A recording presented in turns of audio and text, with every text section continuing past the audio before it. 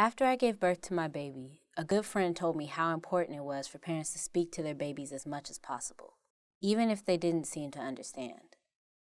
She told me that talking to my baby with love and patience could help his brain grow.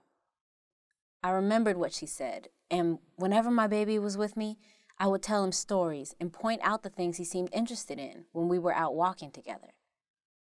In the evenings, when my husband came home, he would look at books with our baby, pointing things out and saying their names, especially the names of things our baby seemed to really like. We would make sure and turn off the television because my friend also told me that babies learn best from the people they love and not from the TV. Even when my baby was just sitting with me while I was fixing dinner, I would point and say the words for his favorite foods and all the other things in the kitchen. I would try explaining to him what I was busy with, and even though he never answered back when he was real little, I could tell that he was listening to me and learning. Now that my baby is older, I know that speaking to him a lot has helped to build his brain and make him smarter. When he got big enough, he started pointing things out to me and saying some of those words back to me. I was real surprised and happy when I started seeing the results of all that talking.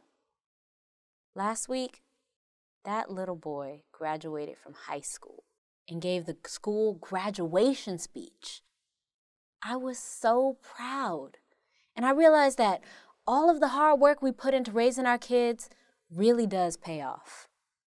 Being a mother is a big responsibility, and sometimes it's easy to forget that our babies are listening and learning from everything we do. Even when we mothers get upset, it upsets our babies just as much. When people are shouting or fighting, our babies get stressed, and that can stop them from growing and learning. My baby has taught me a lot too. When he was little, I would sometimes get tired or angry or sad. And I learned to stop and take a deep breath. I learned to ask my friend or neighbor if they had time to talk with me and help me out. To this day, when I get upset or worried, I try to find someone to talk to, and it usually makes me feel better.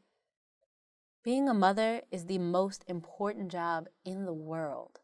We have the power to build people who will make the world better. And the best part is that they'll never forget their most important teachers.